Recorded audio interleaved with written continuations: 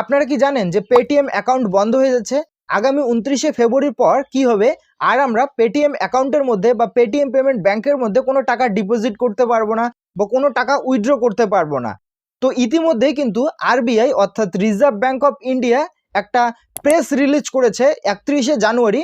তো সেই প্রেসের মধ্যে কিন্তু বলা হয়েছে যে পেটিএম পেমেন্ট ব্যাংকের মধ্যে যে সার্ভিসগুলো আমরা পেতাম সেই সার্ভিসগুলো কিন্তু আগামী 29শে ফেব্রুয়ারির পর থেকে আর আমরা ব্যবহার করতে পারবো না। যেমন ইউপিআই ট্রানজ্যাকশন করতে পারবো না, ওয়ালেট দিয়ে কোনো কিছু করতে পারবো না, ফাস্ট্যাগে রিচার্জ করতে পারবো না, সেভিংস অ্যাকাউন্ট ওপেন করতে পারবো না, কারেন্ট অ্যাকাউন্ট ওপেন করতে পারবো না ইত্যাদি। তো এখন আপনাদের মাথায় একটা প্রশ্ন আসতে পারে যে আমাদের পেটিএম পেমেন্ট ব্যাংকের মধ্যে যে মানি রয়েছে বা টাকা রয়েছে বা ওয়ালেটের মধ্যে যে টাকা রয়েছে এখন সেই টাকাগুলো আমাদের কি হবে? তো এই সমস্ত কিছুর যে ডিটেলস রয়েছে তৎসঙ্গে আরবিআই অর্থাৎ রিজার্ভ ব্যাংক অফ ইন্ডিয়া এবং পেটিএম পেমেন্ট ব্যাংকের মধ্যে কি হয়েছে এবং ইন ফিউচারে কি হতে চলেছে তারই কিন্তু ডিটেলসে আজকের এই ভিডিওটা। তো চলো বেশি কথা বলবো না, সরাসরি মূল ভিডিওতে চলে যাব। তো সবার প্রথমে পেটিএম এর জার্নিটা সম্পর্কে একটু জেনে নেই। তো দেখো, পেটিএম এর কিন্তু প্যারেন্টস কোম্পানি হচ্ছে 197 কমিউনিকেশন লিমিটেড, অর্থাৎ সংক্ষেপে যদি বলি তাহলে হচ্ছে ওসিএল। এরই কিন্তু চাইল্ড কোম্পানি হচ্ছে পেটিএম পেমেন্ট ব্যাংক লিমিটেড, অর্থাৎ সংক্ষেপে যদি বলি তাহলে হচ্ছে পিপিবিএল। তো দেখো, পেটিএম কিন্তু অ্যাকচুয়ালি লঞ্চ করে 2009 সালে। 2009 সালে পেটিএম লঞ্চ হওয়ার পর 2012 সালে তারা পেমেন্ট গেটওয়ে রিলিজ করে। এই পেমেন্ট গেটওয়ে রিলিজ করার পর তখন কিন্তু আমরা মোবাইল রিচার্জ, ডিশ রিচার্জ এইরকমই সার্ভিস পেতাম। তারা কিন্তু প্রথম দিকে সার্ভিস প্রোভাইডই করতো। এরপর 2014 সালে এসে তারা কিন্তু কি করলো যে ওয়ালেট লঞ্চ করলো। এই ওয়ালেট লঞ্চ করার পর কিন্তু আমরা এই সমস্ত সার্ভিসই পেতাম, ওয়ালেটের মধ্যে মানি অ্যাড করে আমরা কিন্তু এই সার্ভিসগুলোই পেতাম, দু একটা সার্ভিসই পেতাম। এরপর তারা কি করলো, 2015 সালে এসে তারা কিউআর কোড লঞ্চ করলো। এই কিউআর কোড লঞ্চ করার পর তারা কিন্তু 2017 সালে একবারে কিন্তু তারা পেটিএম পেমেন্ট ব্যাংক লঞ্চ করলো। মানে পেটিএমটা তখন কিন্তু ব্যাংকে পরিণত হয়ে গেল এবং আমরা অন্যান্য ব্যাংকগুলোতে যে বেনিফিটগুলো পেতাম বা অন্যান্য ব্যাংকগুলোতে যে সার্ভিসগুলো পেতাম সেই ব্যাংকের সার্ভিসগুলো কিন্তু আমরা পেটিএম পেমেন্ট ব্যাংকের মধ্যেই পেতাম। যেমন ইউপিআই ট্রানজ্যাকশন করতে পারতাম, account opening, savings account, current account, এই অ্যাকাউন্ট ওপেনিং সিস্টেমটা ছিল। তারপর হচ্ছে ফাস্ট্যাগে রিচার্জ করতে পারতাম, এইরকম কিন্তু অনেক বেনিফিটগুলো ছিল। তো এই বেনিফিটগুলো থাকার পর কিন্তু এখন কি হয়েছে সেটা হচ্ছে আরবিআই এর যে রুলস রয়েছে বা প্রাইভেসি পলিসি রয়েছে সেগুলো কিন্তু পেটিএম পেমেন্ট ব্যাংক মানতো না। অনেকদিন তাদেরকে সতর্ক করার পরেও কিন্তু তারা আরবিআই এর যে রুলস রয়েছে সেই রুলসগুলোকে ভায়োলেট করতো। এর জন্যই কিন্তু 31শে জানুয়ারি আরবিআই প্রেস রিলিজ করে। সেখানে কিন্তু বলা ছিল যে পেটিএম পেমেন্ট ব্যাংকের আন্ডারে যে সার্ভিসগুলো রয়েছে সেই সার্ভিসগুলোকে তারা আর কিন্তু ব্যবহার করতে দিবে না। তো দেখো, এই প্রেসের মধ্যে কিন্তু এই সমস্ত কিছুই বলা ছিল যে ব্যাংকিং ক্ষেত্রে যে আর কি সার্ভিসগুলো রয়েছে, যেমন ইউপিআই, ওয়ালেট, তারপর হচ্ছে ব্যাংক অ্যাকাউন্ট ওপেনিং, তারপর হচ্ছে এই সমস্ত ফাস্ট্যাগের যে রিচার্জ, এই সমস্ত যে বিষয়গুলো রয়েছে এগুলো কিন্তু তারা আর করতে দিবে না। তো এখন বিষয় হচ্ছে যে যখন 31শে জানুয়ারি আরবিআই এই প্রেসটা রিলিজ করলো সেই দিনেই কিন্তু রাত্রিবেলা পেটিএম কিন্তু একটা নোটিশ রিলিজ করে। সেখানে কিন্তু তারা বলে যে আরবিআই যদি আমাদের এই সার্ভিসগুলোকে ব্যবহার করতে না দেয় তখন আমরা কি করব, যে অন্যান্য যে ব্যাংক রয়েছে সেই ব্যাংকের সঙ্গে আমরা কিন্তু কোলাবোরেট করব। কোলাবোরেট করার পর আমাদের যে ইউজার রয়েছে সেই ইউজারদের কিন্তু আমরা এই সার্ভিসগুলোকে কন্টিনিউ করতেই থাকবো। তো দেখো, একটা যখন বিষয় হয়ে যায় বা যখন একটা বিষয় ক্রিয়েট হয়ে যায় তখন কিন্তু এই বিষয়টা অত সহজে কিন্তু সলভ হবে না।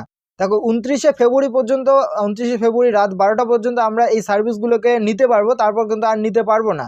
তো দেখো, এখনো অনেক সময় রয়েছে। তারপরে কি হবে কি হবে না এই বিষয়টা কিন্তু এখনো আমাদের মধ্যে ক্লিয়ার নয় বা এই বিষয়টা কিন্তু এখনো বলা যায় না। তাদের সঙ্গে চাইলেও কোনো ব্যাংক কোলাবোরেট করতেই পারে, আবার কোনো ব্যাংক চাইলেই কিন্তু কোলাবোরেট করতে পারে না। তো এইরকমই হচ্ছে বিষয়টা। তারপর আমি আপনাদের আরেকটা বিষয় বলে রাখি যে পার ডে কিন্তু তাদের কিন্তু 6% কিন্তু শেয়ার কমে যাচ্ছে। তার মানে আপনি ভাবতেই পারেন যে প্রতিদিন সেই পেটিএম পেমেন্ট ব্যাংকের যে শেয়ার মার্কেট রয়েছে সেখানে পার ডে মানুষ কিন্তু এক্সিট নিচ্ছে। 6% মানুষ কিন্তু এই নোটিশটা দেখার পর বা এই সংবাদটা শোনার পর কিন্তু পার ডে 6% মানুষ কিন্তু এক্সিট নিতেছে। তো এখন আপনারা বুঝতেই পারতেছেন যে পেটিএম পেমেন্ট ব্যাংকের সাথে ইন ফিউচারে কি হতে চলেছে।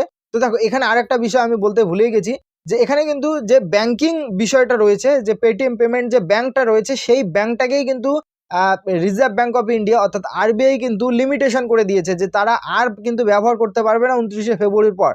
কিন্তু এছাড়া আগের যে পেটিএম ছিল বা আগে যে বেনিফিটগুলো ছিল, তারা যে সার্ভিসগুলো দিত সেগুলো কিন্তু কন্টিনিউ থাকবে। সেগুলোতে কিন্তু কোনো রকম এফেক্ট পড়বে না। তো এখন আপনাদের আবার অনেক কিছু কোশ্চেন থাকতে পারে, যেমন নাম্বার 1 কোশ্চেন হচ্ছে আমার দোকানে বা আমার শপে আমি সাউন্ড বক্স ইউজ করি, পেটিএম এর সাউন্ড বক্স ইউজ করি, এখন আমি কি করব? তো দেখো, আপনি যদি পেটিএম এর সাউন্ড বক্স ইউজ করে থাকেন, এক্ষেত্রে আপনি অন্যান্য সাউন্ড বক্স সিস্টেমে যেতে পারেন। অন্যান্য সাউন্ড বক্স যে ব্যাংকগুলো দিচ্ছে সেই ব্যাংকের ক্ষেত্রে আপনি যেতে পারেন, যেরকম ফোনপে দিয়েও কিন্তু সাউন্ড বক্স রয়েছে। সেখান থেকে আপনি কি করবেন, যে অন্য ব্যাংকের সঙ্গে আপনি কি করলেন, যে ইউপিআই সেট করে নিলে, তো সেখান থেকেও কিন্তু আপনি করতে পারেন।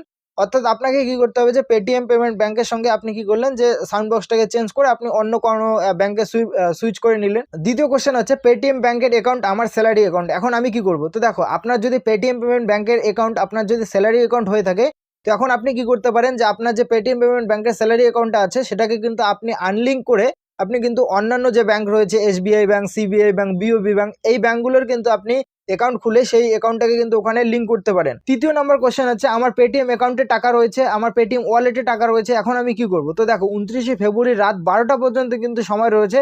এখনো আপনি কিন্তু টাকাটাকে কিন্তু অন্য ব্যাংকে ট্রান্সফার করতে পারেন। আপনার যদি অন্য কোনো ব্যাংক না থেকে থাকে, তাহলে কিন্তু আপনি একটা অন্য ব্যাংক খুলে সেই অ্যাকাউন্টের যে টাকাগুলো কিন্তু আপনি অন্য ব্যাংকে কিন্তু ট্রান্সফার করতে পারেন, বা আপনার পাশে যদি কোনো পেটিএম পেমেন্ট ব্যাংক থেকে থাকে সেখান থেকেও কিন্তু আপনি কিন্তু টাকাটাকে উইথড্র করে নিতে পারেন এই সময়ের মধ্যে। 4 নম্বর যে বিষয়টা সেটা হচ্ছে মোস্ট ইম্পর্টেন্ট, যে আমার গাড়ির ফাস্ট্যাগের রিচার্জ আমি পেটিএম পেমেন্ট ব্যাংক দিয়ে করি।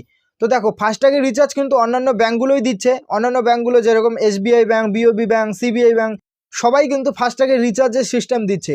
তাদের ব্যাংকিং মাধ্যমেই কিন্তু আপনি ফাস্ট্যাগের রিচার্জ করে দিতে পারেন। তো এতে কোনো সমস্যা নেই আমার যেটা মনে হয়।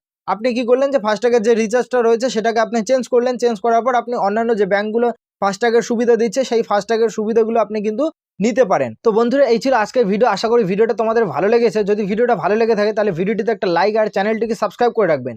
আর যদি আপনি ভিডিওটা ফেসবুকে দেখে থাকেন তাহলে অবশ্যই ফেসবুক আইডিটিকে ফলো করে রাখবেন ইন ফিউচারে এরকমই ইনফরমেটিভ এবং হেল্পফুল ভিডিও সবার আগে দেখার জন্য। তো এই ভিডিওতে এই পর্যন্তই, দেখাচ্ছে নেক্সট কোনো ভিডিওতে নতুন একটা টপিকের সাথে। ততক্ষণের জন্য সুস্থ থাকুন, ভালো থাকুন।